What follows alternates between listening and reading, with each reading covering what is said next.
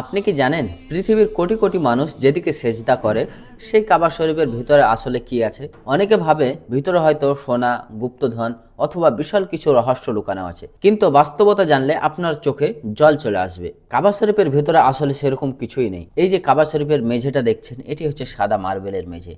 আর এই যে বাক্সটি দেখছেন, এই বাক্সটিকে বলা হয় সুগন্ধি বক্সি, কারণ কাবার ভিতরে ইউজ করা বিভিন্ন পারফিউম, ইতার সবকিছু এই বাক্সের ভিতরেই আছে। আর এই যে তিনটে কাঠের খুঁটি দেখছেন, এই তিনটে কাঠের খুঁটি হযরত আব্দুল্লাহ ইবনে জুবাইর রাদিয়াল্লাহু তাআলা আনহু কাবা পুনর্নির্মাণের সময় বানিয়েছিলেন। আর কাবার ভিতরে আরেকটি ছোট্ট দরজা আছে। এই দরজাটাকে বলা হয় বাবে তওবা, তওবার দরজা। একসময় সাহাবীরা এই বড় দরজা দিয়ে প্রবেশ করতেন কাবার ভিতরে এবং এই ছোট দরজা দিয়ে বের হয়ে যেতেন। আর এই যে জায়গাটি দেখছেন, এই জায়গাটি হচ্ছে আমাদের প্রিয় নবী হযরত মুহাম্মদ সাল্লাল্লাহু আলাইহি সাল্লাম মক্কা জয়ের পর এখানে নামাজ পড়েছিলেন। আপনি কি এর আগে কাবা শরীফের ভিতর দেখেছিলেন?